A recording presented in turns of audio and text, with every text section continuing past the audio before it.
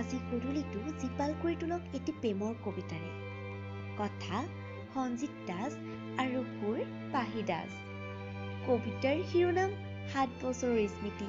তেনেহলে পলমনো কিহৰ, আহকচোন আমি কবিতাৰ মাজলৈ আগবাঢ়ি যাওঁ। 7 বছৰৰ স্মৃতি।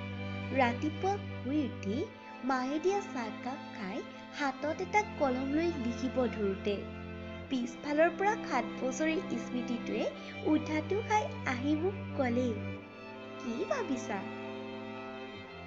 বহী কলম ৰৈ আছা যে, কিয় লিখা নাই? লিখা, তুমি মোক সোঁৱৰাই এটি প্ৰেমৰ কবিতা, এটি প্ৰেমৰ কবিতা। মই এইদৰে কোনোবাই কোৱা শুনি পিছফালে ঘূৰি চালো। ঘূৰি যোৱা মাত্ৰকে দেখা পালো 7 বছৰৰ স্মৃতিটো।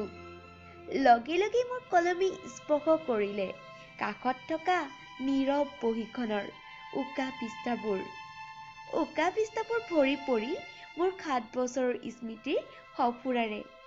আৰু মই পাহৰণি গৰ্ভৰ পৰা এটা এটাকৈ শব্দ বুটলি লিখি গলো এটি সুন্দৰ প্ৰেমৰ কবিতা। মই যেতিয়া 10ম শ্ৰেণীত পঢ়ি আছিলো, এজনী সহজ সৰল আলসুৱা ছোৱালীৰ প্ৰেমত পৰিছিলো। সময়ৰ গতিত যে তাই জটিল হৈ পৰিব কেতিয়াও কল্পনা কৰা নাছিলো।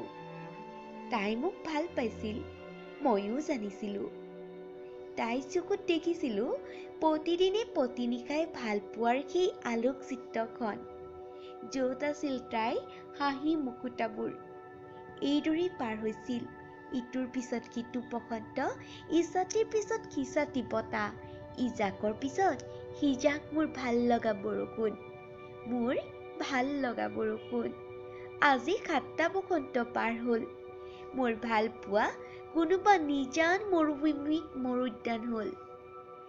তাই গ'ল অচিনাকি এখন পৃথিৱীলৈ, মই থাকিলো অকলে এই চিনাকি পৃথিৱীখনত অচিনাকি ভাল পোৱা বিচাৰি। এই চিনাকি পৃথিৱীখনত অচিনাকি ভাল পোৱা বিচাৰি।